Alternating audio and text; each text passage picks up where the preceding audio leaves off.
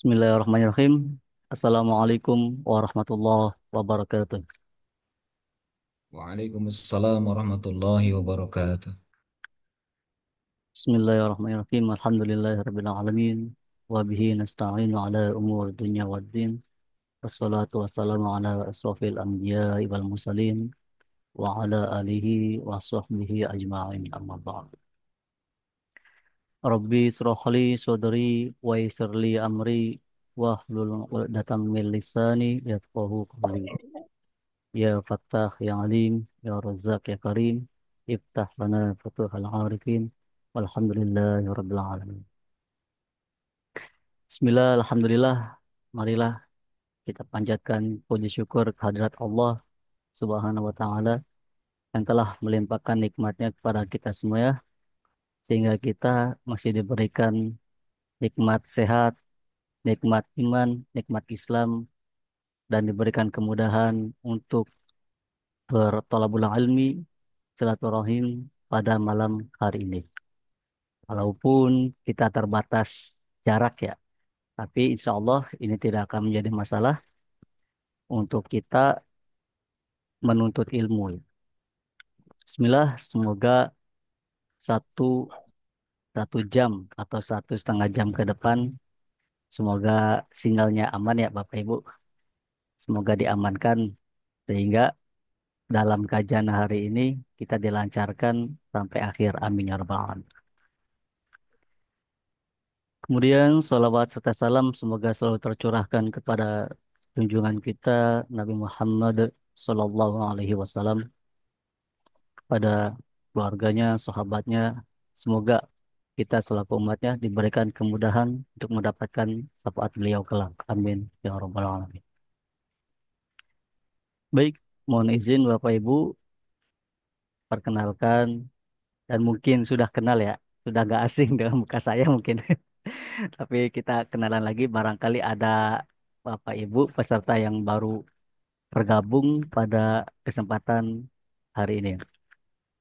Baik, mohon izin perkenalkan, nama saya Muhammad Adib dan Alhamdulillah diberikan amanah untuk menjadi moderator pada kajian malam hari ini. Salam kenal Bapak Ibu semuanya. Semoga kita dalam rangka mencari ilmu ini mendapatkan keberkahan dari ilmu yang kita dapatkan pada malam hari ini. Dan semoga apa yang kita dapatkan hari ini bisa diamalkan dalam kehidupan sehari-hari. Amin ya rabbal alamin. Baik, yang kami hormati Dewan Pengawas, Pembina dan Pengurus Yayasan Al-Qalam Kota Cirebon, yang kami hormati pemateri kita, guru kita semuanya, Bapak Ustadz Yandi Heryandi. Pada kesempatan kali ini kita akan bahas tentang rezeki nih, yang mungkin semua atau kebanyakan dari kita senang nih kalau bahas tentang rezeki nih, Pak.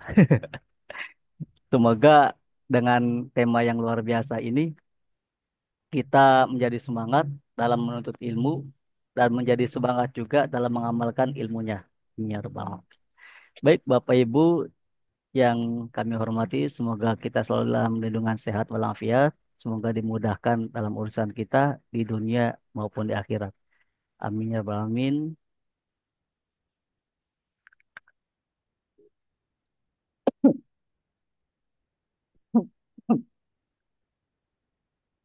Baik, Bismillah. Pada kajian malam hari ini dengan tema luar biasa, yaitu keindahan keindahan berbagi. Untuk apa sih? Yaitu untuk kelancaran dan keberkahan rezeki yang insya Allah kita dapatkan, kita peroleh dari cara yang halal insya Allah ya. Semoga diberikan rezeki yang barokah, rezeki yang halalan, toiban. Amin ya rabbal alamin. Baik, kepada guru kita Ustadz Yandi Heryandi, padanya kami persilahkan. Baik, terima kasih pada moderator Mas Muhammad Adib dan Bapak Ibu sekalian yang kami hormati. Izin mungkin untuk bersama-sama kita belajar, Bapak Ibu sekalian. Dan mohon maaf juga ini suaranya barangkali ada backsoundnya ya. Ini karena sedang ada marhabanan di masjid samping rumah nih. Ya, jadi terdengar atau tidak ke sana kurang paham. Mungkin kalau ada suara-suara di belakang ini adalah suara backsound aja lah, anggaplah. Ya, di masjid sedang ada marhabanan dan susah untuk ditahan ya. Artinya suaranya masuk ke rumah gitu. Ya, mohon maaf barangkali nanti tidak eh, suaranya mungkin terbagi ya. Assalamualaikum warahmatullahi wabarakatuh. Waalaikumsalam warahmatullahi wabarakatuh.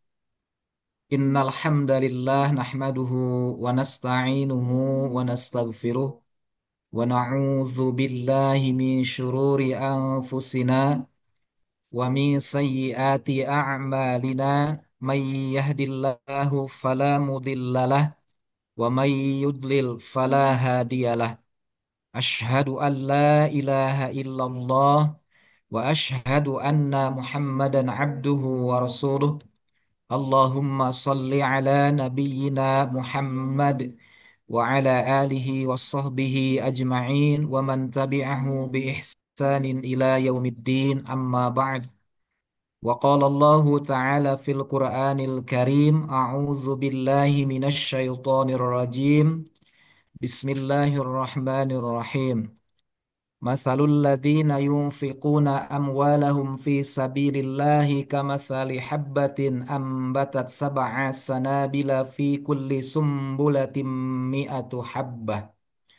Al-ayah sadaqallahul azim yang kami hormati segenap pengurus dan pembina Yayasan Al-Qalam beserta tim Rumah Hijrah ya. Yang mohon maaf barangkali dalam penyebutannya kurang sesuai ya karena mungkin kita semua tahunya dapat undangan dan secara formal undangannya disampaikan dari yang di sini ada support by Rumah Hijrah, kemudian ada Yayasan Al-Qalam dan mungkin support yang lain. Mohon maaf barangkali tidak bisa disebut satu persatu. Dan Bapak Ibu sekalian yang insya Allah dimuliakan Allah Subhanahu wa Ta'ala, yang pertama dan yang utama, marilah kita bersama-sama untuk bersyukur kepada Allah. Karena segala yang ada pada kita, termasuk sehatnya kita di malam hari ini, kemudian dimampukan untuk bersama-sama masuk di ruang Zoom ini, tidak lepas dari nikmatnya Allah. Kalau bukan karena nikmat Allah, tidak mungkin kita bisa hadir meskipun melalui tatap maya ya. Dan ini adalah bagian dari nikmat Allah yang menjadi kemudahan untuk kita belajar. Insya Allah mudah-mudahan dalam waktu yang sudah disediakan kita bisa mengambil hikmah dan juga bagaimana kita bisa memahami konsep tentang rezeki ya, yang mana dengan berbagi rezeki tentu banyak sekali fadilah ya. Keutamaan yang bisa kita dapatkan, keindahan di dalam berbagi rezeki itu secara yang di tema ini kita angkat adalah bisa menjadikan jalan lapangnya rizki kita dan keberkahan di dalam rizkinya kita. Nah, itulah yang menjadi tema dan izin mungkin nanti kita akan pandu dengan beberapa slide yang mungkin bisa supaya lebih memadukan antara katakanlah audio ya dengan visualnya ya. Insya Allah nanti mudah-mudahan izin sebagai pembuka nanti bisa sama-sama kita bisa belajar untuk memahami lebih dalam terkait dengan tema ini. Baik, Bapak dan Ibu sekalian di layar laptop ataupun HP-nya masing-masing sudah ada temanya agak panjang ya. Jadi keindahan berbagi. Tentu berbaginya yang dimaksud berbagi rezeki gitu ya. Dan kemudian hasil daripada berbagi itu akan mengundang datangnya rizki yang lebih. Yang kita katakan dalam prosesnya mendapatkan kelancaran dan hasilnya adalah keberkahan. Nah, itu adalah poin yang akan kita bahas dan saya coba batasi supaya fokus gitu ya. Karena kalau tadi hanya tema besarnya kayaknya terlalu luas, makanya untuk lebih mendapatkan fokus dibatasi menjadi tiga bagian. Ya, jadi di sini ada table of contents-nya, daftar ini ada tiga. Kita memahami sebagai pemahaman awalnya adalah bagaimana konsep rizki atau rezeki di dalam perspektif Islam. Ya, jadi kita harus samakan dulu persepsinya gitu ya. Rezeki itu apa gitu. Karena khawatir kalau masih berbeda nantinya di antara yang hadir di dalam ruang ini nanti ada yang berpandangan saya mah belum dapat rezeki gitu ya. Karena mungkin waktu kemarin belum dapat THR gitu ya. Atau mungkin ketika pekerjaannya masih belum mendapatkan pekerjaan. Nah, maka itu kita pahami dulu dari sisi konsep Islam memandang rezeki itu seperti apa. Yang kedua, nanti kita akan coba tarik kepada bagian bagaimana Allah memberikan rezeki kepada kita. Jalannya rezeki yang Allah anugerahkan kepada kita itu nanti bagaimana caranya. Nah, tentu pendekatannya adalah pendekatan Qurani, gitu. Jadi Allah membagikan rezeki kepada setiap makhluknya, termasuk kita di dalamnya, di dalam Al-Quran seperti apa. Dan yang terakhir adalah inilah yang nanti menjadi tema besarnya, bagaimana indahnya berbagi rezeki dalam batas yang kita akan sepakati nanti. Ketika konsep rezekinya adalah luas, kita akan tarik kepada konsep rezeki yang khusus, yakni berbagi rezeki dalam bentuk harta. Nah, maka nanti kita akan batasi juga dalam sodakohnya yang bisa ditarik kepada pembahasan tentang sodakoh harta. Baik, Bapak Ibu sekalian yang dirahmati Allah, mengawali pemahaman kita di sini adalah bagaimana kita mempunyai kesamaan pandangan tentang konsep rezeki itu. Ya, jadi bagaimana rezeki menurut Islam? Sebetulnya Bapak Ibu sekalian, kita semua sudah tahu ya bahwa bicara rezeki itu adalah apapun gitu ya. Segala hal yang Allah anugerahkan kepada kita. Ya, jadi dalam bahasa yang ada di dalam konteksnya itu kan kadang disebut dengan min fadlillah. Dari karunia-Nya adalah dari Allah. Ya. Karunia Allah. Jadi min fadlillah dari karunia Allah. Ada juga adalah anugerah Allah. Nah, jadi intinya rezeki yang ada pada kita itu semuanya, ya, apapun rezeki yang ada pada kita, semuanya adalah dari Allah. Nah, itu. Jadi rezeki itu kita harus pahami dulu dari Allah berarti hakikat rezeki itu adalah milik Allah, gitu ya. Hakikatnya milik Allah, bukan milik kita. Tapi nanti ada rezeki yang Allah berikan kepada kita dan menjadi milik kita. Kalau rezeki itu kita gunakan untuk berbagi nantinya kan gitu. Ketika kita sodakohkan, ketika infakkan, ketika dizakatkan, maka rezeki yang ada pada kita itu yang awalnya adalah titipan dari Allah, maka menjadi milik kita. Tapi kalau rezeki yang ada pada kita belum tentu milik kita gitu. Itulah bagian memahami rezeki dalam dalam arti bahwa semua yang Allah berikan kepada kita adalah bentuk rezeki. Oleh karena itu, dari pemahaman dasarnya rezeki itu adalah segala bentuk apapun yang datangnya dari Allah, maka nanti kita bisa pahami berupa materi dan non materi. Nah, sementara orang kan memahaminya rezeki itu hanya materi kan gitu. Ya, sehingga bicara rezeki seolah-olah sebagaimana nyanyiannya Wali kan gitu kan. Ke sana kemari mencari rezeki kan gitu kan. Ya kan? Timur ke barat, ke selatan ke utara gitu ya. Nah, itu adalah gambaran dari mencari rezeki kan gitu. Ya, tapi sebetulnya mencari rezeki itu adalah kalau dipahami secara luas, konteks rezeki itu bisa berupa materi dan bisa berupa non materi atau in materi. Nah, terkait dengan rezeki dalam bentuk materi tentu sudah kita pahami bersama dan ini mungkin yang menjadi kajian khusus kita pada malam hari ini. Jadi nanti terkait dengan rezeki dalam bentuk materi berupa uang, berupa harta yang lainnya, baik itu investasi, properti mungkin yang punya investasinya, ya atau mungkin aset-aset berharga lain. Kalau sekarang lagi musimnya kan logam mulia ya, yang Masya Allah harganya ya, per gramnya sudah di atas 2 juta rupiah. Nah, ini menjadi bentuk bagian adalah rezeki dalam bentuk materi. Tetapi yang harus kita ingat, jangan sampai lupa bahwa Allah pun memberikan rezeki kepada kita selain materi juga ada yang non materi. Nah, ini yang kadang orang kurang bersyukur gitu.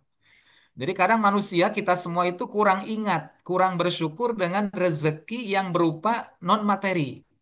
Allah berikan kesehatan, kadang sebagian kita atau sebagian manusia itu kadang kurang bersyukur dengan rezeki berupa non materi ini. Karena baru merasakan nikmatnya sehat kalau saat sakit gitu. Ketika kita sehat, kadang-kadang kita kurang bersyukur dengan sehat itu. Termasuk kita diberikan ilmu pengetahuan, diberikan kebahagiaan, keluarganya harmonis, punya teman-temannya baik gitu kan. Itu semua adalah rezeki, semua dalam bentuk non materi. Sifatnya adalah tidak secara zohir, tapi hal-hal yang sifatnya batinia. Oleh karena itu, ketika kita pahami dari rezeki itu adalah rahmat dari Allah, apapun bentuknya, hal ini kita bisa lihat di dalam Al-Quran surah Al-Baqarah ayat yang ketiga. Dan ini menjadi indikasi dari orang yang bertakwa. Allah sebut di ayat kedua, hudal lil muttaqin. Al-Quran itu adalah petunjuk bagi orang yang bertakwa. Maka siapakah yang bertakwa itu? Allah sampaikan kriterianya di ayat yang ketiga adalah alladzina yu'minuna bil ghaibi wa yuqimuna sholata wa mimma razaqnahum yunfikun. Di akhir ayat ketiga ini jelas di situ disebutkan adalah orang-orang yang bertakwa itu yakni orang yang menafkahkan sebahagian rezekinya yang kami anugerahkan kepada mereka. Nah, ini adalah bagian pokok di dalam ketakwaan kita. Jadi kalau kita lihat dari ayat ketiga ini berarti menjadi ukuran bahwa tidak benar ketakwaan seseorang kalau setelahnya beriman kepada Allah, setelahnya melaksanakan sholat, kemudian dia tidak mau berbagi, dia tidak mau berinfak, dia tidak mau bersodakoh atas rizki yang Allah anugerahkan, ini berarti ada hal yang tidak sempurna di dalam keimanannya. Nah, Bapak Ibu sekalian, itulah konsep dasar terkait dengan pengertian rezeki menurut Islam. Jadi sekali lagi, rezeki itu bukan hanya materi, tetapi ada yang sifatnya non materi, yang kesemuanya adalah merupakan anugerah dari Allah. Nah, adapun yang kedua, dalam Al-Quran kita bisa melihat dan sekaligus membaca ada 8 jalan rezeki yang Allah akan berikan kepada kita. Ya, jadi ada 8 pintu rezekinya. Jadi kalau kita kita pahami betul dari setiap pintu-pintu rezeki ini, jalan-jalan datangnya rezeki ini, maka insya Allah mudah-mudahan kita bisa ambil atau bisa raih rezeki kita dari pintu mana yang bisa kita kita jalani. Di antaranya yang pertama adalah ada cara Allah memberikan rezeki kepada kita manusia itu dalam bentuk rezeki yang telah dijamin. Ini sifatnya umum. Siapapun makhluk Allah, Allah telah jamin rezekinya. Itulah salah satu sifat yang ada pada rububiyahnya Allah. Allah yang menciptakan, Al-Khaliq, Allah juga yang mengatur, dan Ar-Razzaq yang memberikan rezeki kepada yang Allah ciptakan. Jadi Allah bertanggung jawab ketika menciptakan makhluk, maka Allah pun akan memberikan rezeki. Itulah rezeki yang dijamin oleh Allah. Ya, kemudian nanti yang kedua ada rezeki karena bersedekah, ada rezeki karena istighfar, ada rezeki karena anak, ada rezeki yang tak terduga, ada rezeki karena hal-hal yang sifatnya mungkin diantaranya yang belum menikah dengan menikah itu bisa menjadikan pintu rezekinya terbuka. Itu semua adalah dalam kajian Al-Quran bisa kita dapatkan. Mari kita bahas satu persatu sehingga kita bisa bagaimana memaksimalkan potensi rezeki yang Allah sediakan untuk kita bisa ambil gitu. Tentu dengan pintu yang sesuai dengan kita. Kalau yang sudah menikah ya tidak perlu mengambil rezeki dengan menikah lagi. Kan gitu. Khawatir nanti di sini ada ibu-ibu kalau menyampaikan itu terlalu banyak nanti dipahaminya akan jadi setelah ngaji malah jadi ribut dengan suami. Ya, jadi ada pintu rezeki melalui menikah, tapi konteksnya kalau kita yang sudah menikah ya berarti jangan jangan dari pintu itu lagi gitu ya. Cari jalan yang lain gitu ya. Tapi kalau memang eh, di sini ada yang memang mau dan punya kemampuan ya, bukan hanya mau ya. Jadi mau dan mampu gitu untuk melakukan eh, memasuki pintu rezeki melalui menikah itu tentu akan secara hukum tidak dilarang gitu ya. Baik, tapi itu mungkin khusus lah kajiannya tidak secara secara lebih umum ya. Kita mulai dari yang pertama. Al-Quran mengatakan firman Allah yang menyebutkan bahwa Allah menjamin, telah menjamin setiap makhluknya dengan rezekinya. Hal ini adalah di dalam Al-Quran surah Hud, surah yang ke-11 ayat yang ke-6. A'udzu billahi minasyaitonir rajim wa ma min dabbatin fil ardi illa 'ala Allahi rizquha. Nah, dari penggalan ayat ini jelas wa ma min dabbatin fil ardi illa. Ketika ada wa ma di belakang ada illa, maka maknya itu menunjukkan maknanya tidaklah. Jadi kata Allah tidaklah min dabbatin dari setiap makhluk Allah yang melata, makhluk Allah yang Allah hidupkan di muka bumi fil ard illa melainkan Allah kewajiban atas Allah rizkuha untuk memberikan rizkinya. Dengan kata lain semuanya dijamin rizkinya oleh Allah. Nah, ayat ini sangat jelas dan tegas gitu. Jadi jangan khawatir gitu. Siapapun kita tidak perlu khawatir kalau kita punya keimanan kepada ayat ini. Bahwa Allah telah menjamin rezeki setiap makhluknya, siapapun makhluknya Allah. Di sini tidak membedakan dia muslim ataupun kafir. Karena makhluk Allah semua gitu. Maka kita bisa memahami dari ayat ini adalah Allah akan memberikan kesehatan. Allah akan memberikan makan, minum, dan kebutuhan dasar lainnya yang ada pada makhluk Allah secara menyeluruh. Makanya kalau mau mau kita jujur melihat diri kita, coba saja kita sehatnya ini sebagai bukti bahwa Allah itu meskipun kita tidak minta setiap saat, Allah berikan kesehatan itu. Itu adalah jaminan Allah. Begitupun dengan makan minum kita. Ya, meskipun bukan berarti nanti dalam pengertiannya tidak berupaya untuk mencari gitu ya. Tapi di sini maksudnya motivasi bahwa tidak akan Allah biarkan kita itu kelaparan. Tidak akan Allah biarkan kita itu tetap sakit. Tentu dengan ikhtiar kita. Nah, ini dipahaminya tidak boleh secara tekstual ya. Kalau memahami tekstual ya udah diam aja gitu kan menunggu datang sendiri. Nah, ini tentu tidak dibenarkan menurut pemahaman terkait takdir. Jadi Allah sudah menetapkan, menjamin setiap makhluknya dengan rezeki, tentu kita diwajibkan untuk berikhtiar. Yang kedua, nah inilah rezeki karena ikhtiar namanya. Jadi yang kedua ini ada rezeki yang Allah berikan, ditentukannya oleh ikhtiar dari manusianya, oleh usahanya. Dalam Al-Quran surah An-Najm, surah yang ke-53 ayat 39, Allah berfirman, wa allaisa lil insani illa ma sa'a. Dan kata Allah, nah sama ini tidaklah laisa lil insan pada setiap manusia itu mendapatkan bagian atau apapun illa kecuali masa'a. Apa-apa yang telah diusahakannya. Nah, ini menunjukkan kepada kita bahwa rezeki itu Allah sudah sediakan, tapi kita harus berupaya. Kita harus berusaha. Dengan kata lain, usaha yang sungguh-sungguh dengan ikhtiar kita. Disebut ikhtiar adalah usaha yang paling baik gitu. Maka dari kata khair, ikhtiar itu adalah usaha yang paling baik, terbaik. Maka kalau kita katakanlah membedakan hasil dari pekerjaan setiap orang, tentu akan berbeda ditentukan oleh usahanya. Kalau kita lihat orang yang bekerja, mohon maaf ya barangkali di sini misalkan ada orang yang kerjaannya serabutan setiap hari. Bekerja 2 jam dengan bekerja 8 jam pasti akan berbeda hasilnya. Gitu ya. Katakanlah tukang parkir yang bekerja hanya 2 jam dengan tukang parkir yang bekerja 8 jam pasti akan berbeda hasilnya. Jika bekerjanya lebih lama, maka akan mendapatkan rezekinya lebih banyak. Nah, itu adalah karena usaha namanya. Begitupun kalau kita mau mendapatkan rezeki berupa ilmu, maka akan mendapatkan ilmu menjadi orang yang lebih berilmu dari orang yang lain, tentu dengan usaha juga. Nah, ini salah satu usahanya.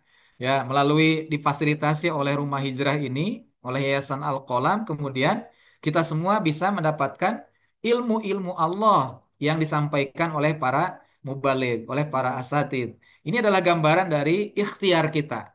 Rezeki ilmu, rezeki harta, rezeki hal-hal yang lain termasuk kesehatan pada saat kita punya sakit, maka ikhtiar itu adalah yang akan menjadi penentu hasil dan tidaknya rezeki kita. Baik, Bapak Ibu sekalian, adapun yang ketiga adalah rezeki yang Allah berikan kepada orang yang bersyukur.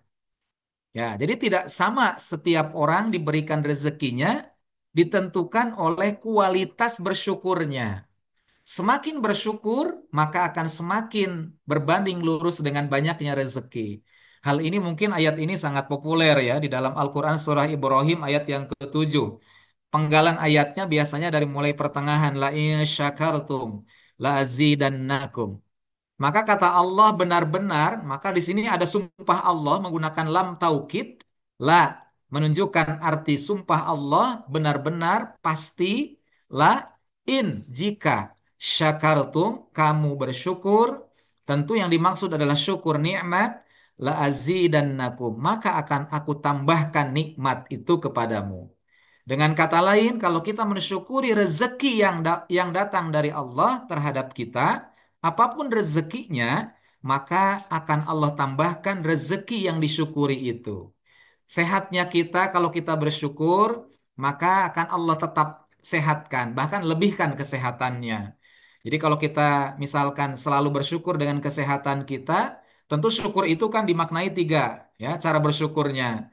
Syukur yang pertama adalah di dalam hati, syukur yang kedua dengan lisan kita mudah mengucapkan hamdalah, dan syukur yang ketiga adalah bilhal. Bil arkan dengan perbuatan kita menggunakan seluruh anugerah Allah itu untuk kebaikan dalam rangka taat kepada Allah. Itulah rezeki karena bersyukur Allah telah menjaminnya akan menambah rezekinya. Yang keempat ada rezeki yang tak terduga. Nah ini mungkin yang kita sebagian mungkin kadang-kadang eh, rasa-rasanya gitu ya. Kok kalau bahasa Sunda itu disebutnya rezeki maung gitu ya. Jadi rezeki itu bertubi-tubi datangnya, tidak disangka-sangka.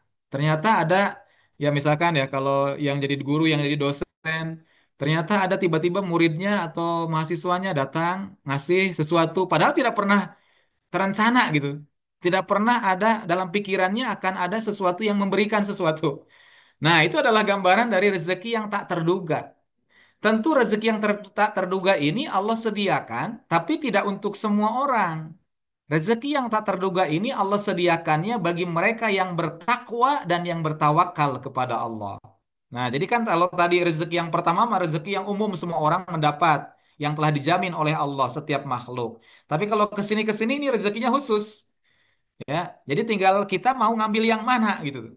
Ya tentu kalau kita mau banyak rezekinya, mau lapang, mau berkah, ya tentu harus diambil semua yang bisa kita kita bisa raih gitu ya. Maka ini pun bisa kita ambil. Jalannya dengan ketakwaan. Kalau kita kembali satu ayat sebelumnya kita baca di surah At-Tolak ayat yang keduanya, Allah menyatakan wa may yattaqillaha yaj'al lahu makhraja wa yarzuqhu min haitsu la yahtasib. Jadi kata Allah, siapa orang yang bertakwa, wa may yattaqillah kepada Allah, yaj'al lahu makhraja. Maka dia Allah akan menjadikan padanya orang yang bertakwa itu makhraja, jalan keluar atas segala persoalan hidup. Sehingga masalah ekonominya akan selesai, akan ada solusi. Gitu. Dan secara khusus di ayat ketiga mengawalinya dengan kata wayarzuqhu min haitsu la yahtasib. Allah akan berikan rezeki kepadanya dari arah yang tidak disangka-sangka. Nah, baik Bapak Ibu sekalian, itu adalah rezeki yang tak terduga, yang datangnya tak disangka-sangka oleh kita. Siapa yang bisa mendapatkannya adalah yang bertakwa dan bertawakal kepada Allah. Adapun yang kelima, nah ini nanti yang secara fokus kita ada di sini nih ya. Jadi kita kan terkait tema adalah bagaimana kita mendapatkan keindahannya berbagi untuk kelancaran dan keberkahan rezeki, yaitu dengan sedekah yang dimaksud. Maka nanti yang kita ambil dari 8 cara Allah memberikan rezeki, 8 jalan kita mendapatkan rezeki dari Allah, maka nanti fokus kita ada di poin 5 ini. Bahwa mari kita raih rezeki dari Allah dengan sedekah. Ya, maka ini yang menjadi penting untuk kita eh, mungkin bahasanya tebalkan. Di dalam Al-Quran surah Al-Baqarah ayat 245, Allah sudah nyatakan, madzalladzi yuqridullahu qardan hasana fayudha'ifahu lahu ad'afan katsira. Kata Allah yang menarik dari ayat ini adalah, coba kita bayangkan, kalau tadi kita sudah memahami konsep rezeki itu kan pemberian Allah. Tapi sangat indah sekali Allah menyatakan dalam firman ini bahwa Allah yang meminjamkan. Ketika kita meminjami Allah, nah ini kan kalau kita bersedekah, kalau kita berinfak, berzakat, maka menurut ayat ini kita sedang meminjamkan kepada Allah. Padahal milik Allah, coba bayangkan. Ya, rezekinya dari Allah tapi kok kita disebut meminjami kepada Allah. Nah, inilah yang menjadi bagian penting kita dengan mendapatkan rezeki karena sodakoh ini. Jadi kata Allahnya, man siapapun orang, za yang mempunyai, alladzi yuqridullah, dia yang memberikan pinjaman kepada Allah, qardon hasanan, dengan kepinjaman yang baik. Nah itu pinjamannya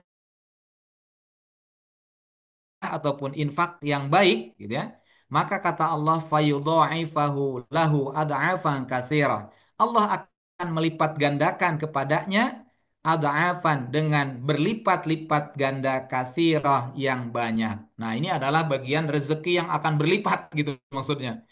Ya, jadi ternyata kalau tadi di satu 2 3 bagian rezeki awal itu kan sifatnya biasa. Di sini Allah tekankan. Kalau kita berbagi, maka sama dengan meminjamkan kepada Allah dengan pinjaman yang baik, Allah akan ganti dengan balasan yang berlipat ganda.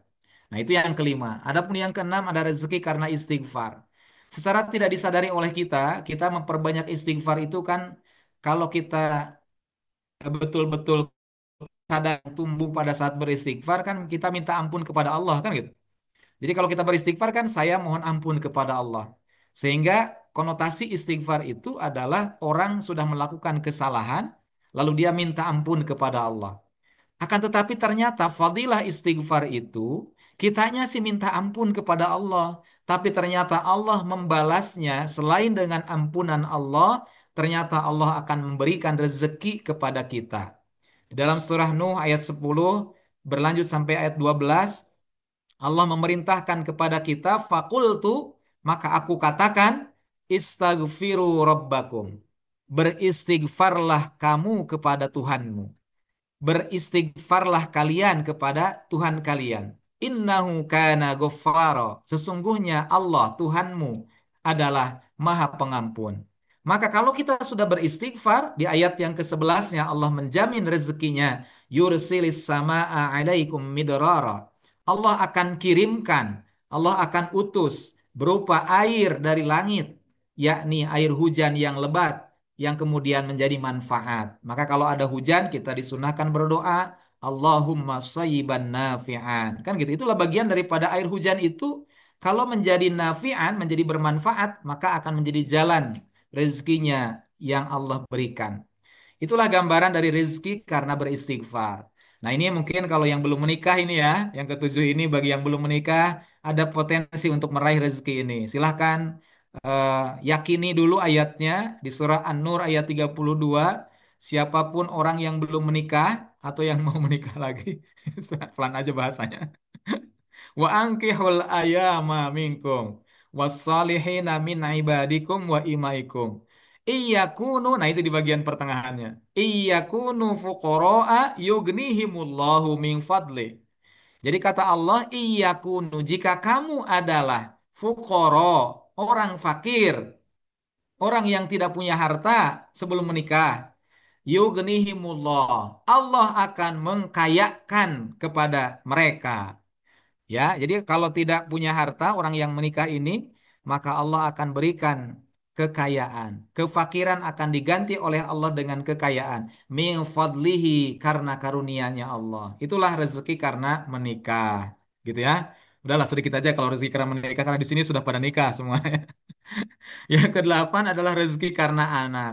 Nah, ini mungkin juga kalau kita ingat kata-kata orang tua dahulu, banyak anak, banyak rezeki, sebetulnya betul itu normatifnya ada dalam Al-Quran. Ya, hanya kadang kan kita memahaminya seolah-olah itu hanya kata-kata orang tua. Allah sudah menjamin setiap anak itu dengan sekaligus rezekinya.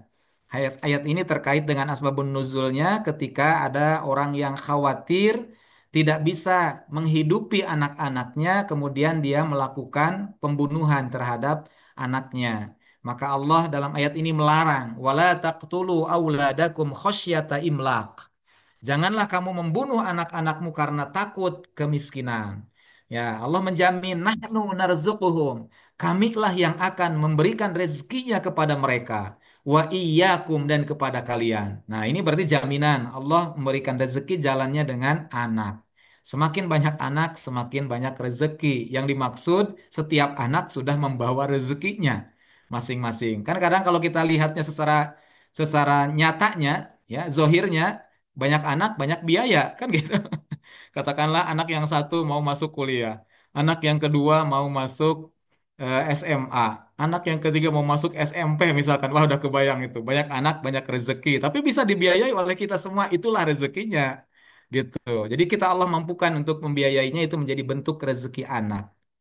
Baik, yang terakhir ini yang terakhir sebelum nanti kita diskusi, ya mungkin ada sisa waktu yang cukup 5 menit lagi lah insya Allah. Nah, ini adalah berbagi rezeki yang tadi menjadi tema kita. Indahnya berbagi itu akan bisa mengundang kelapangan rezeki dan keberkahannya. Tentu kalau keberkahan kita sudah pahami, ziyadatul khair wa ziyadatul ta'ah. Berkah rezeki itu berarti rezekinya akan semakin menjadikan banyak kebaikan dari rezekinya. Kemudian banyak melakukan ketaatan dengan rezekinya. Nah, itu adalah gambaran dari keberkahan. Maka berbagi rezeki itu kalau kita lihat dalam dalil naklinya, kalau kita baca dalam hadis yang diriwayatkan oleh banyak perawinya dari Musa al-Ash'ari radhiyallahu an, Nabi itu mewajibkan setiap muslim bersedekah. Berarti dengan kata lain, Nabi itu mewajibkan setiap muslim berbagi. Ya, tanpa kecuali. Ya, pokoknya nggak ada pengecualian. Siapapun yang mengaku sebagai muslim wajib baginya bersedekah. Nah, tinggal nanti bagaimana cara bersedekahnya dikembalikan kepada kondisi masing-masing. Dalam hadisnya ini karena cukup panjang, ya saya ambil hanya terjemahannya saja, bahwa Nabi mengatakan setiap muslim wajib bersodakoh. Jadi kalau bahasanya wajib itu sebagaimana wajib menuntut ilmu. Ya, jadi utlubul ilma faridotun ala kulli muslim. Jadi kulli muslim, setiap muslim faridotun ala sodakotin. Untuk bersodakoh. Nah, sahabat pada saat mendengar kata Nabi, maka bertanya kepada Nabi, bagaimana kalau kami tidak bisa mempunyai sesuatu untuk disodakohkan itu? Tidak bisa sodakoh gitu. Karena tidak ada pada kami sesuatu yang bisa disodakohkan. Maka Nabi menjawab, hendaklah ia bersodakohnya dengan sesuatu yang bisa dilakukan. Nah, di sini ada tahapannya ya. Jadi kalau lihat dari hadis ini tuh tahapan. Kalau orang tidak mampu bersodakoh dengan harta, maka Nabi memerintahkan bekerja. Karena tidak ada hartanya kan gitu. Jadi kalau kita tidak ada harta, jangan langsung ngambil yang ke lainnya. Tapi bekerja dulu. Bekerja sampai nanti mendapatkan harta itu cukup untuk memenuhi kebutuhan kita dan bisa untuk sebagiannya disodakohkan. Itu adalah jawaban Nabi yang pertama. Jadi sahabat ketika bertanya, bagaimana saya bisa bersodakoh tidak ada sesuatu yang bisa disodakohkan? Maka dijawab oleh Nabi, bekerja. Gitu ya. Jadi bekerja itu menjadi bagian sodakohnya. Dengan bekerja akan mendapatkan uang, dari uang itu akan bisa disodakohkan sebagiannya. Kemudian juga dijawab lagi oleh sahabat yang bertanya tadi. Bagaimana bila ia tidak juga bekerja? Kan mungkin ada di antara yang tidak punya pekerjaan. Nah, bagaimana bisa sedekah? Bekerja pun tidak punya pekerjaannya. Maka Nabi menjawabnya, bersodakohnya itu dengan menolong, membantu orang lain yang membutuhkan pertolongan. Tuh, jadi yang kita punya tenaga, orang butuh bantuan tenaga kita, kita berikan itu adalah sodakoh kita. Ada orang yang mungkin misalkan mohon maaf ya, misalkan mobil yang mogok ya. Kita bantu dorong mobil itu adalah sedekah kita. Memberikan bantuan kepada orang yang membutuhkan bantuan, maka dinilai oleh Allah pahala sedekah. Gitu. Jadi itulah sedekah itu tidak hanya dalam bentuk ansi harta. Nah, kemudian ada lagi sahabat bertanya, bagaimana juga bila tidak bisa juga membantu? Ya, tidak bisa menolong orang yang membutuhkan, maka sedekah dengan lisan. yakni amar ma'ruf nahi munkar. Nah, itu jadi dengan lisan sodakoh juga kita ngajak kepada yang baik. Kemudian menjaga, mencegah orang dari yang buruk itu sodakoh. Maka insya Allah di sini pun saya sedang bersodakoh ini ya. Sedang sodakoh, mengajak untuk yang baik, meninggalkan yang buruk ini sodakoh. Termasuk juga fasilitator di sini, moderator juga bersodakoh ya. Nah, kemudian dijawab lagi oleh sahabat, bagaimana kalau kami tidak juga bisa? Di antara kita mungkin ada yang tidak bisa beramar ma'ruf nahi munkar menurutnya, padahal setiap orang pasti bisa. Maka Nabi pun memberikan solusi. Kalau tidak bisa menggunakan cara itu, maka menahan diri dari keburukan. Itu pun sudah termasuk sodako. Kita tidak melakukan keburukan, itu sudah termasuk sodako. Maka itu adalah gambaran wajibnya sodako sesuai kondisi kita masing-masing. Oleh karena itu, kalau lihat dari hadis tadi, saya coba sarikan bahwa urutannya adalah, ini urutannya. Jadi urutannya yang paling tinggi itu bersodakoh dengan harta. Jadi jangan alasan, ah saya mah mau sodakohnya, padahal hartanya ada gitu. Hartanya ada, tapi saya mau punya tenaga, saya mau sodakoh dengan tenaga. Ah saya punya kemampuan amar ma'ruf nahi munkar, saya akan mengambil sodakohnya dengan amar ma'ruf nahi munkar. Itu adalah pilihan jika tidak mampu, gitu. Jadi bukan berarti pilihan untuk kita bebas memilih, tapi di sini adalah pilihan bagi kita yang mampu bersodakoh dengan harta, mari kita ambil jalan sodakoh dengan harta. Gitu. Jadi bersodakoh dengan harta itu adalah pilihan pertama yang terbaik. Maka jika tidak mampu, barulah ke sebelah kanannya. Bisa bersodakoh dengan jasa, memberikan bantuan tenaga.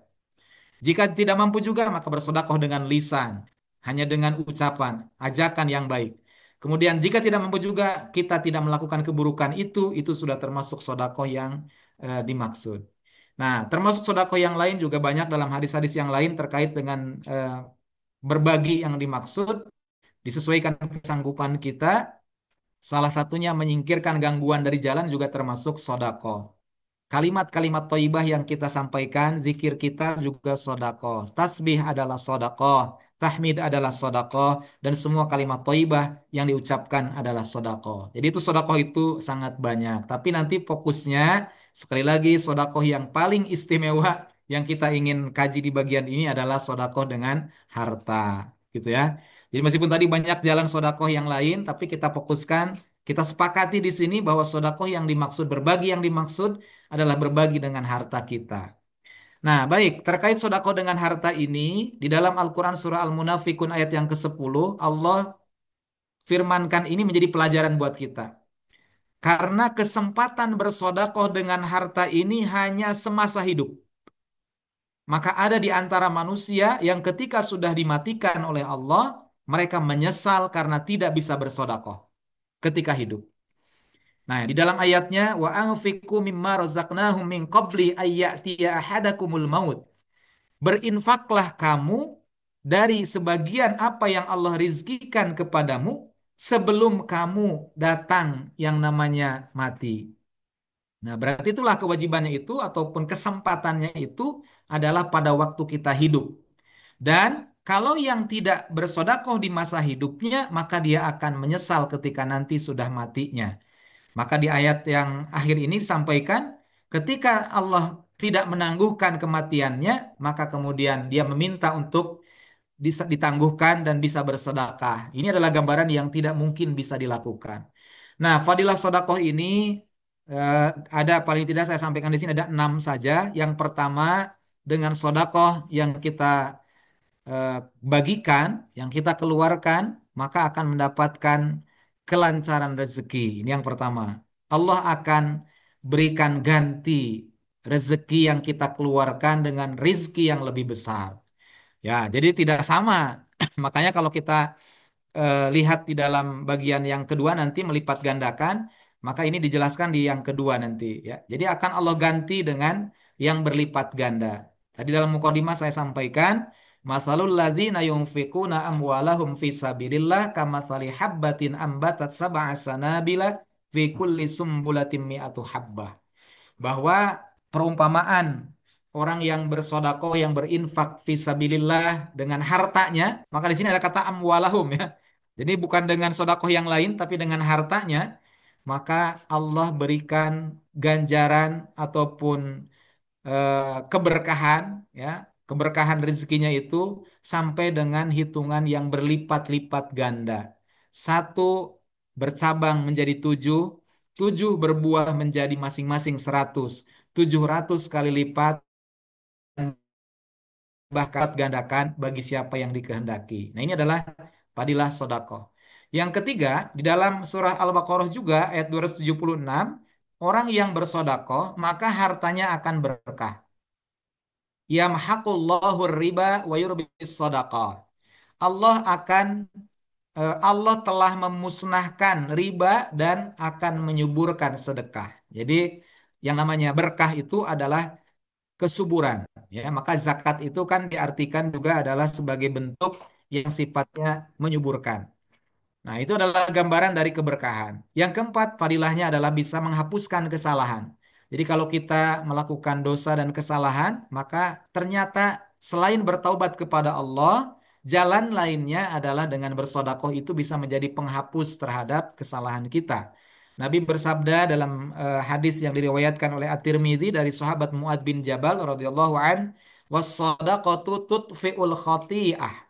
Sodakoh itu bisa menghapuskan kesalahan.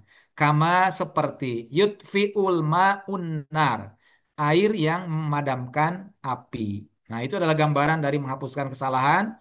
Pada akhirnya, fadilahnya adalah akan menjadikan jalan masuknya ke dalam surganya Allah dan diselamatkan dari nerakanya Allah. Nanti ada di antara ahli sodakoh itu akan dipanggil dari pintu sodakoh. Ada babus sodakoh. Karena pintu-pintu surga itu ada dari pintu solat, ada dari pintu sodakoh, ada pintu puasa. Dan itu semua adalah bagian yang ada di dalam jalan menuju surganya Allah. Dan di sisi yang lain kita akan Allah dari neraka.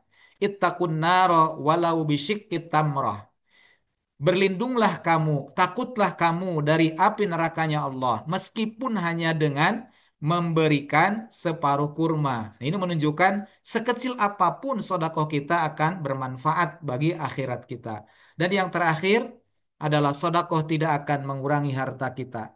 Syariatnya berkurang harta kita ketika dikeluarkan, tetapi hakikatnya Allah menjamin dan Rasulnya dalam hadis ini menyampaikan bahwa mana kosot sodakotun mimmal, tidak akan nakos, ya, tidak akan berkurang dari sodakoh harta yang dikeluarkan, ya. Maka ini menjadi bagian penting untuk memotivasi kita. Mari kita tambahkan, katakanlah niat kita ataupun kesungguh-sungguhan kita untuk bisa berbagi dengan sesama kita, khususnya yang membutuhkan bantuan kita, dan mudah-mudahan kita semua bisa meraih keberkahan rezeki kita dan Allah akan melapangkan rezekinya kepada kita semua. Demikian yang bisa disampaikan. Terima kasih. Nasrul minallah, fathun qarib. Wassalamualaikum warahmatullahi wabarakatuh.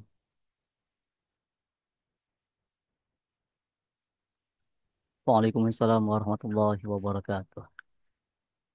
Baik, Masya Allah, Alhamdulillah, syukron kasiron kami aturkan kepada guru kita, Ustadz Yandi, yang luar biasa sekali nih. Pada kesempatan kali ini kita tidaknya dapat gitu kan ilmu yang mungkin kita belum dapatkan di majelis yang lain. Tadi salah satunya kan ada beberapa pintu rezeki. Jadi dimanapun kita gitu kan, bagaimanapun keadaan kita, kita coba mungkin satu atau dua pintu itu. Kalau misalkan kita mampu untuk lebih, itu lebih baik. Seperti itu. Sebelumnya juga dijelaskan bahwa rezeki yang paling besar itu, mungkin yang paling berat yaitu tentang dengan harta kita.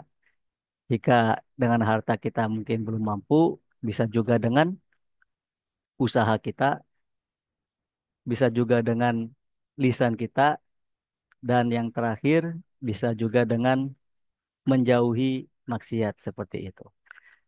Baik, Bapak Ibu, kita masuk ke sesi diskusi. Di sini ada pertanyaan di kolom komentar nih, Bapak. Bismillah, mohon izin. Ustadz mau tanya, dengan harta yang ada, walaupun belum mencukupi kebutuhan, namun kita tetap sedekahin dengan harapan sedekah justru untuk mencukupkan kebutuhan kita. Itu sesuai dengan fadilah sodako ini. Bagaimana pandangan Ustadz tentang ini? Kemudian di bawahnya ada lagi, apakah berkah sodako bisa menghapus dosa riba kita, Pak Ustadz? Terima kasih. Terima kasih jazakumullah khair kepada Ibu Darmawati ya yang sudah menyampaikan responnya terkait dengan dua pertanyaan yang disampaikan. Izin menjawab yang pertama terkait dengan niat yang sudah dituliskan di sini, Masya Allah ya. Saya hanya bisa merasa terharu gitu ya bahwa ada mungkin di antara kita yang kondisinya untuk mencukupi kebutuhan sendiri saja masih kekurangan. Ya, untuk mencukupi kebutuhan keluarga juga masih kurang. Akan tetapi punya niat untuk tetap bisa meraih keutamaan dari sodako. Maka ini adalah niat yang sangat, sungguh sangat mulia. Karena kalau dalam kategori orang yang sudah mampu bersodakoh, lalu dia bersodakoh, itu adalah biasa. Ya, tetapi kalau sudah orang yang Allah berikan kekurangan, tetapi dia mampu tetap bersodakoh, ini adalah yang sungguh luar biasa. Makanya dalam ayat yang lain di surah Ali Imran ayat 134, Allah menyatakan dalam firman-Nya orang yang bertakwa yang Allah sediakan surga itu dan Allah sediakan ampunan di ayat 133 uiddat lil muttaqin. Yang pertama disebut adalah ini adalah alladzina yunfikuna fissarra'i wadharra'i, adalah orang-orang yang mampu menginfakkan, mensedekahkan harta baik dalam keadaan as-sarra, dalam keadaan lapangnya dia, Allah berikan kelapangan rezekinya, ataupun ad-dharra, dalam keadaan dia kurang ataupun tidak berkecukupan, kekurangan. Maka dia tetap berinfak, tetap bersodakoh, maka ini adalah sesuai dengan perintah Allah. Jadi di sini eh, ketika tadi punya kondisi gambarkan pada pertanyaannya, maka Masya Allah ya, mudah-mudahan dengan jalan sodakoh yang dikeluarkan, yang diukur bukan dari besarnya ya, tapi dari keikhlasannya. Ya tentu kalau yang banyak sih besar dan ikhlas itu lebih baik daripada kecil dan ikhlas, apalagi kecil dan tidak ikhlas gitu ya. Itu tidak.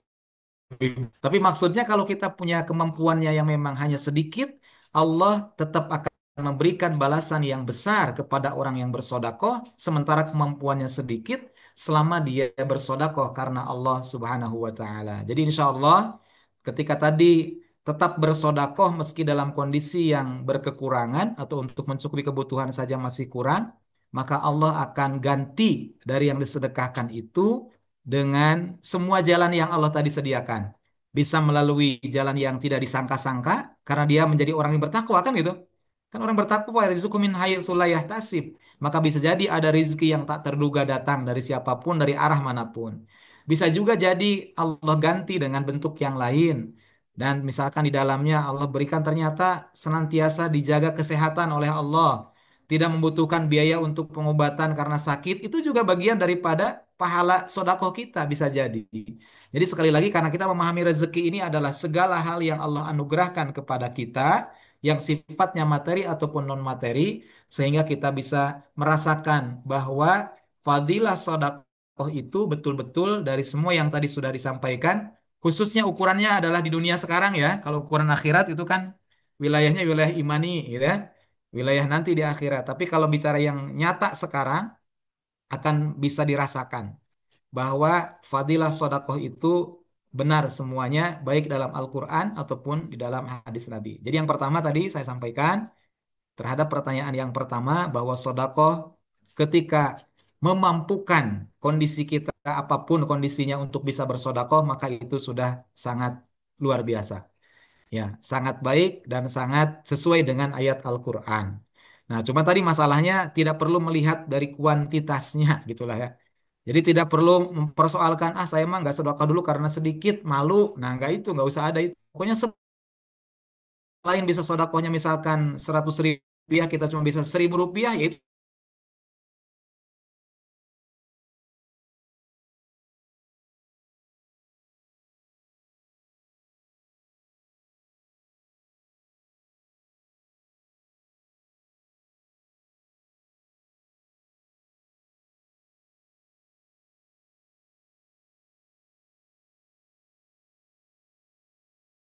khoto, yang disebut kesalahan, ada juga yang disebut dengan yang disebut istilahnya dengan dosa atau adzambi ya. Zambi itu adalah dosa. Jadi ketika bicara dosa, riba itu adalah dosa ya. Jadi kalau kalau dalam ayat Al-Qur'an kan wa ahallallahu al-bai'a wa harrama riba. Kenapa disebut dosa? Karena haram gitu. Kan wa ahallallahul bai'. Allah telah menghalalkan jual beli. Wa harramar riba dan Allah telah mengharamkan riba. Artinya kalau orang melakukan riba keharaman, melakukan keharaman yang dilarang oleh Allah itu dosa. Maka menghapuskan dosa itu tidak cukup dengan berbuat kebaikan, tapi harus dengan pertaubatan. Ya, jadi harus bertaubat nasuha. Tubu ilallahi taubatan nasuha. Jadi yang pertama kali dilakukan ketika sudah sadar kita melakukan perbuatan riba, maka bertaubat dulu kepada Allah dengan melakukan ayat dari surah Ali Imran ayat 135. Itu jalan taubatnya.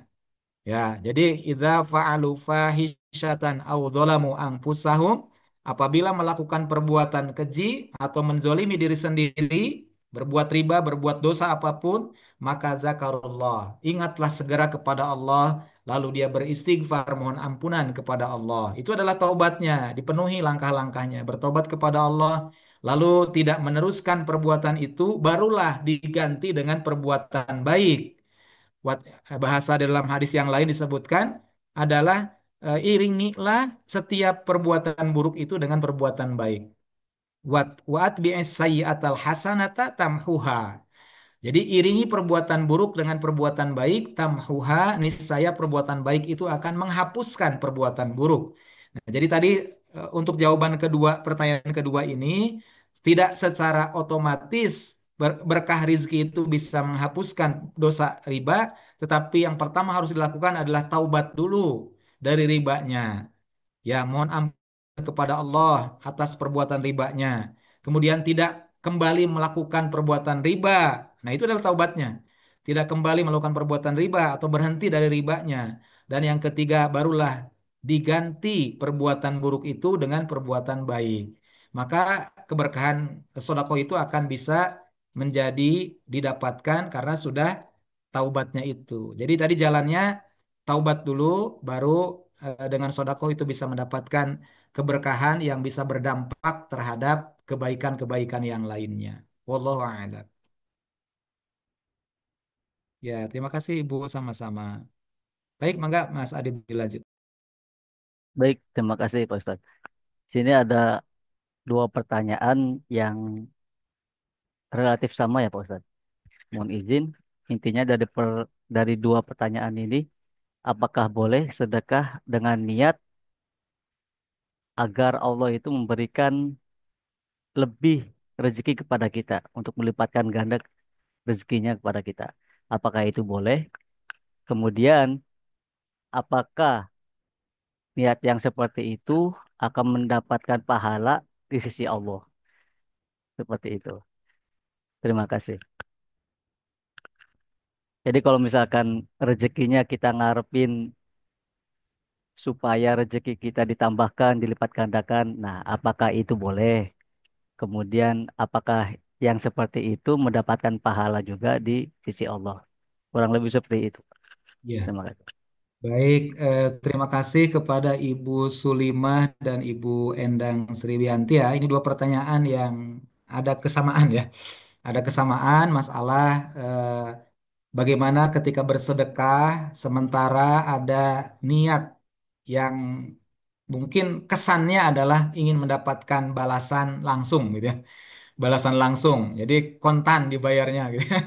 Jadi bahasanya dengan kita bersedekah padilahnya tadi sudah kita ketahui, saya bersedekah supaya dapat tambah rezekinya. Saya bersedekah supaya sehat badan saya. Saya bersedekah supaya katakanlah anak saya yang berpendidikan sedang menempuh pendidikan, misalkan Allah berikan kelancaran. Itu kan bahasa motivasi ya, bahasa motivasi. Nah, jadi kalau melihat pertanyaan ini, jawabannya yang pertama masalah niat itu adalah masalah hati. Itu yang pertama. Jadi kalau bicara niat adalah masalah hati. Masalah hati itu bicara niat kalau melihat dari masalah niat, maka niat itu harus murni kepada Allah kita niatkan. Dalam bahasa yang lain biasa kita sebut lillahi ta'ala, kan gitu. Dalam setiap ibadah itu kita harus memurnikan niat, memurnikan ibadah semata-mata karena Allah. Jadi syarat ibadah itu diterima, termasuk sodakoh ya, ibadah sodakoh, maka syaratnya itu ada dua. Ya, tapi karena sodakoh itu termasuk muamalah, maka masalah benar itu tidak menjadi ukuran syarat yang kedua. Kalau syarat benar itu kan biasa identik dengan ibadah yang sifatnya ibadah mahdoh. Ibadah yang langsung kepada Allah, sholat, puasa, kemudian zakat, karena ada ketentuan yang secara tetapan dari Allah dan Rasulnya. Maka kalau berselisih dengan ketetapan itu, tidak benar namanya. Tapi kalau sodako, tadi sodako itu ketentuannya tidak secara khusus ditetapkan, sehingga ukuran-ukurannya, kecuali kalau sodako wajib yang disebut zakat. Dalam Al-Quran, sodako itu kan diartikan zakat juga. Ketika di dalam kaitannya dengan zakat fitrah ataupun zakat mal. Di surah At-Taubah ayat ke-60, di surah At-Taubah ayat 103, semuanya menggunakan kata sodako tapi dipahami maknanya adalah zakat. Innamas sodaqatu lil fuqara'i wal asnaf disebutnya yang dimaksud zakat. Atau dalam ayat yang lain di 103-nya khud min amwalihim sodakotan tutohiruhum wa tuzakkihim biha. Nah itu juga katanya sodako tapi yang dimaksud adalah zakat.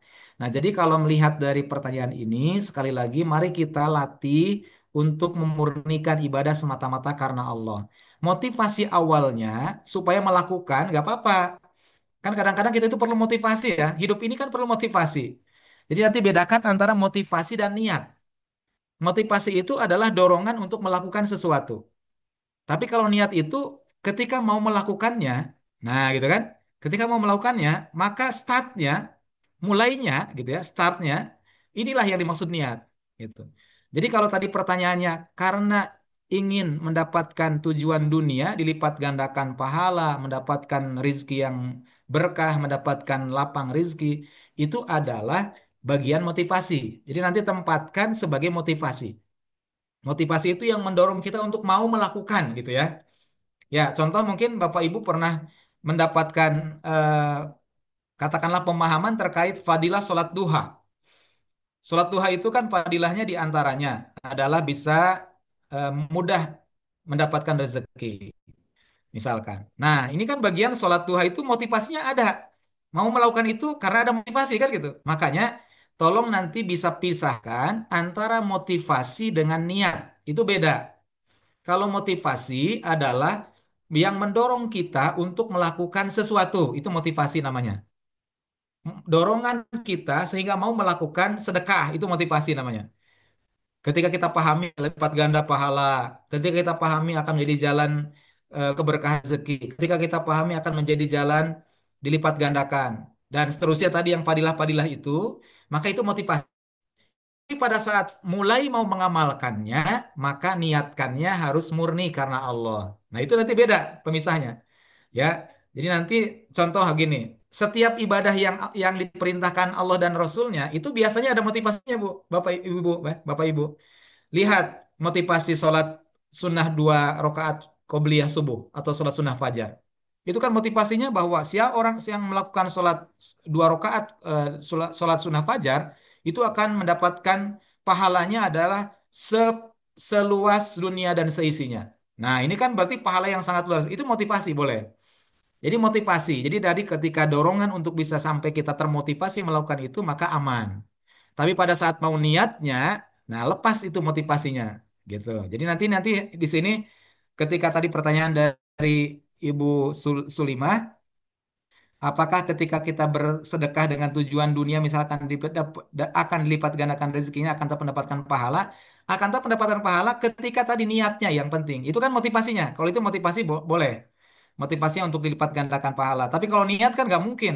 Saya sodakoh, kemudian supaya saya dapat katakanlah tadi yudhoifu, ya, mendapatkan lipat ganda. Nah itu kan tidak tidak seperti kalau niat. Kalau niat bahasa niat itu Bismillah lah gitu mudahnya ya. Bahasanya itu bismillah. Jadi pada saat kita mau bersedekah jangan lupa bismillahirrahmanirrahim. Udah itu akan menjadi ringan, insya Allah.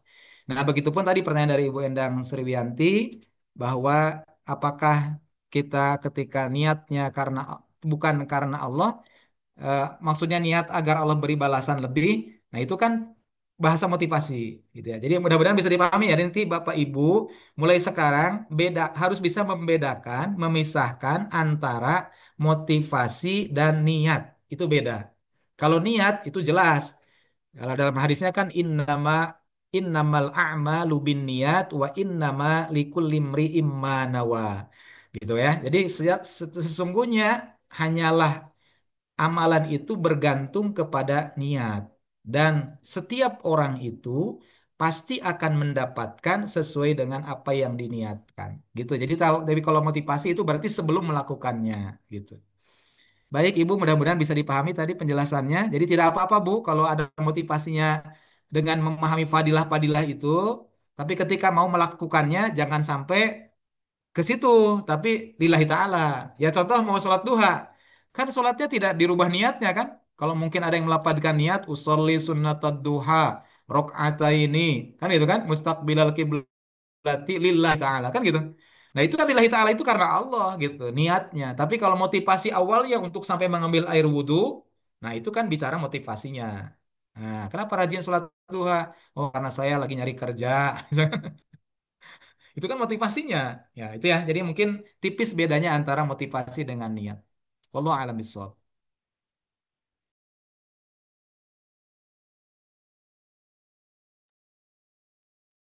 Baik, terima kasih. Jadi seperti itu ya Ibu, Bapak Ibu.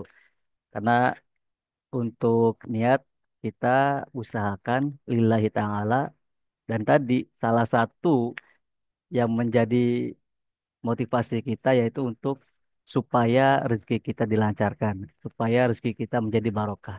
Tapi ketika ingin bersedekah, kita coba niatkan Bismillah lillahi ta'ala gitu kan.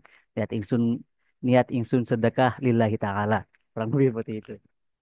Karena tadi niat itu kan adanya di hati. Jadi kita mungkin nggak tahu niat orang itu bersedekah itu untuk apa.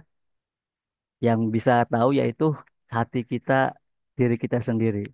Jadi belajar Bismillah gitu kan, perbaiki niat kita, jangan mengurusi niat orang lain gitu kan. Kita coba perbaiki dulu hati kita, Bismillah gitu. Baik, terima kasih. Ada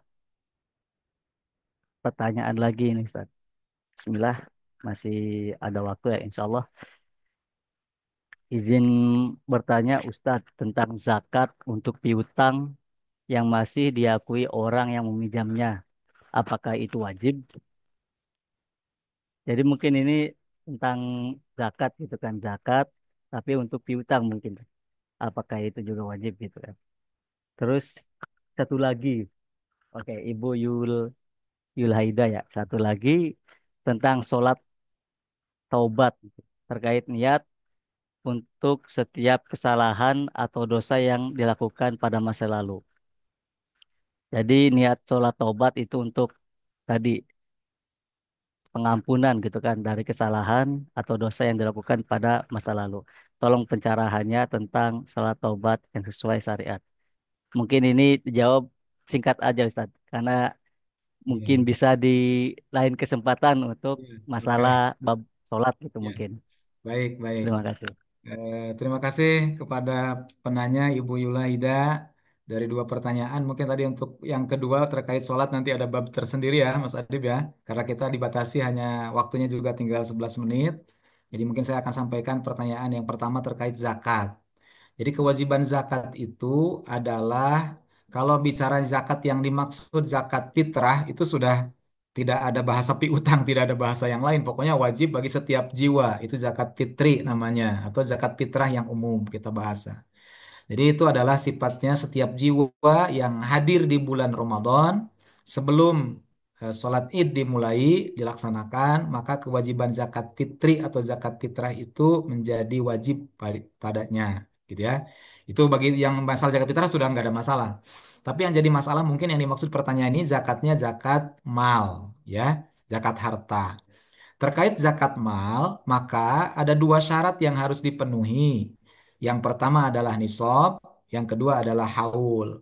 Maka penting bagi kita untuk setiap tahun itu menghitung ya, harta kita apakah sudah mencapai nisab atau belum. Dan tidak harus bulan Ramadan sebetulnya. Tergantung dari datangnya harta yang ada pada kita. Kita mulai punya hartanya kapan gitu. Misalkan ibu mulai bulan Syawal ini nih ternyata dapat rezeki bisa beli tanah gitu ya. Nah, tanahnya sampai dengan hektaran misalkan.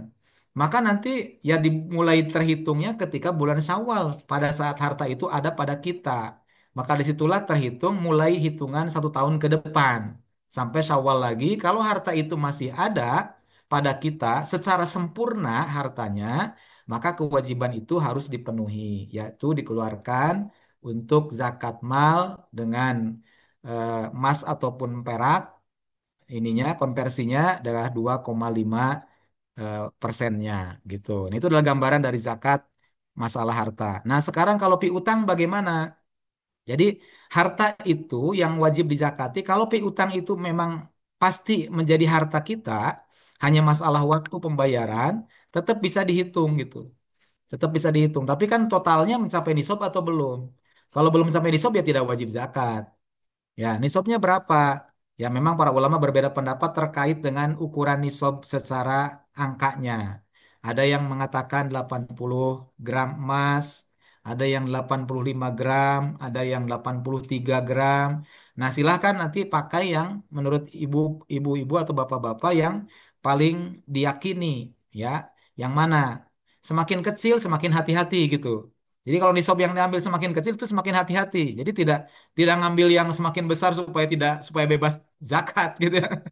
Tapi nanti kehati-hatian. Tentu ya siapa yang berpendapat tentu yang lebih sikoh kepada siapa. Lebih percaya kepada pendapat siapa. Tentu akan dikembalikan ke masing-masing. Jadi nanti anggaplah 85 gram. Sekarang ketika harga emas yang ada di pasaran, katakanlah 1 gramnya adalah 1 juta rupiah misalkan atau bahkan 2 juta rupiah, kalikan dengan 85 itu, maka ketika punya harta dengan total harta selama 1 tahun itu mencapai angka katakanlah 85 dikali 100 dikali 1.500.000 rupiah misalkan atau 1 juta rupiah gampangnya lah. Berarti di angka 100 jutaan itu punya wajib zakat mal. Ketika hartanya sebagian ada pada piutang, tetap itu karena piutang pasti wajib dibayar gitu. Pasti menjadi bagian kewajiban orang untuk mengembalikan. Maka itu menjadi bagian harta. Tapi kalau orang yang berhutangnya itu merasa memiliki dan dimungkinkan tidak akan bisa membayar, karena mungkin keluarga nggak enak nagihnya gitu kan, maka itu bukan menjadi harta yang penuh namanya. Jadi nisab itu adalah hartanya harta penuh gitu, harta penuh yang ada pada kita. Jadi kalau hartanya masih setengah milik kita, setengahnya belum tentu milik kita, nah maka itu tidak disebut sebagai bagian nisab yang sifatnya total, di total. Jadi nanti ditotalkan, kalau memang piutang itu adalah akan dibayar, mungkin kan untuk dibayar bisa dihitung sebagai bagian yang mengukur nisab. Tapi kalau memang yang piutang itu kemungkinan kecil untuk menjadi kembali kepada kita, ya udah itu mas sodakohkan saja gitu ya. Karena memang susah ditagihnya, orangnya tidak ada niat bayar, itu sodakohkan saja. Tapi tidak menjadi nisab nantinya, tidak dihitung untuk menghitung nisab gitu. Itu Ibu ya, Ibu Yulida terkait dengan zakat, kewajibannya adalah kalau sudah mencapai nisab, ukuran wajib zakat, mal, dan sudah 1 tahun ada pada kita hartanya. Kalau belum 1 tahun, belum ada kewajiban itu. Kalau belum mencapai nisab juga belum ada kewajiban itu. Nah, kemudian yang terakhir terkait sholat taubat mungkin nanti itu karena sudah ada kisi-kisinya nanti ada kajian khusus. Memang kalau sudah masalah ibadah mahdoh terkait sholat mungkin akan muncul khilafiyah ya, muncul khilafiyah. Sementara ada beberapa pendapat terkait dengan sholat taubat, ada yang mengatakan ada secara hadisnya yang bisa digunakan kuat, ada juga yang mengatakan hadisnya lemah. Maka itu mungkin nanti kajiannya harus lengkap ya, karena di sini kalau cuma mengatakan hukumnya bagaimana terkait dengan niat sholat taubat itu, maka tentu intinya taubat itu adalah kembali kepada Allah, mengakui segala dosa dan kesalahannya, kemudian berhenti dari perbuatan dosa itu. Itu adalah taubat. Jadi taubat itu tidak mesti dengan menggunakan sholat, tapi pertaubatan itu adalah dengan beristighfar kepada Allah, dengan mungkin bahkan kalau bisa dengan menangis gitu. Cuman tadi kondisi ketika dengan sholat itu akan jauh merasa dekat dengan Allah, maka silahkan sholat dalam kondisi sholat. Tapi sholatnya bisa menggunakan sholat yang sifatnya sholat mutlak, yang sifatnya lebih bisa untuk apapun kepentingan sholatnya. Ya, tapi itu terkait dengan masalah sholat nanti dikembalikan ke katakanlah pendapat mana yang bisa dipakai atau yang bisa diyakini. Demikian Ibu, mohon maaf untuk masalah sholat taubat tadi saya disampaikan oleh Mas Adib. Mungkin nanti ada kajian khusus ya. Terima kasih. Mungkin singkatnya demikian karena waktu sudah tinggal 4 menit. Terima kasih kepada Bapak Ibu sekalian dan saya mohon maaf barangkali ada hal kurang berkenan dan saya kembalikan kepada moderator.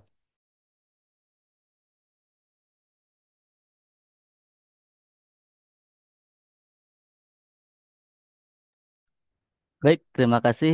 Seperti itu ya, Ibu. Semoga bisa, terima kasih Ustaz. Iya, sami-sami. Semoga apa yang kita dapatkan pada malam hari ini menjadikan motivasi ya, motivasi kita untuk semakin semakin bahasanya kan semakin senang gitu kan untuk tadi bersedekah. Entah itu dalam bentuk harta, usaha, lisan, ataupun dengan menjauhi maksiat. Baik, Bapak Ibu, terima kasih karena waktu sudah hampir habis. Mungkin kita cukupkan pada kajian malam hari ini. Semoga kita bisa dipertemukan pada kajian berikutnya. Terima kasih Bapak Ibu, terima kasih Pak Ustadz yang sudah memberikan ilmunya yang luar biasa. Sama-sama. Terima kasih Mas Adib. Mohon maaf bila ada kesalahan dalam kata ataupun ucapan atau perbuatan, karena sejatinya kebenaran itu milik Allah dan kesalahan itu hindari saya pribadi. Oleh karenanya, kami mohon maaf. Terima kasih. Kami akhiri. Wassalamualaikum warahmatullahi wabarakatuh. Waalaikumsalam warahmatullahi wabarakatuh. Terima kasih Batu. semuanya Bapak Ibu. Mohon maaf mengganggu waktu istirahatnya. Enggak, dapat ilmu. Terima kasih Ustadz. Alhamdulillah. Semoga Sama-sama, berkah. Bapak Ibu. Insya Allah Sehat-sehat. ketemu lagi. Sama-sama, mudah-mudahan Amin. sehat untuk Ibu semua. Amin. Terima kasih Salam Pak bagi Ustadz ya semuanya. atas kajiannya. Semoga Oke. bermanfaat. Sama-sama Pak Amin. Koko. Makasih. Maka barangkali mau pada istirahat, silahkan. Pamit ya semuanya. Assalamualaikum warahmatullahi wabarakatuh. Waalaikumsalam Waalaikumsalam Waalaikumsalam warahmatullahi warahmatullahi warahmatullahi wabarakatuh. wabarakatuh. wabarakatuh. Subhanakallah wa bihamdika asyhadu an la ilaha illa anta astaghfiruka wa atubu ilaik. Amin. Asyari inna insana lafi khusrin. Wa solihati wa tawasabil haq.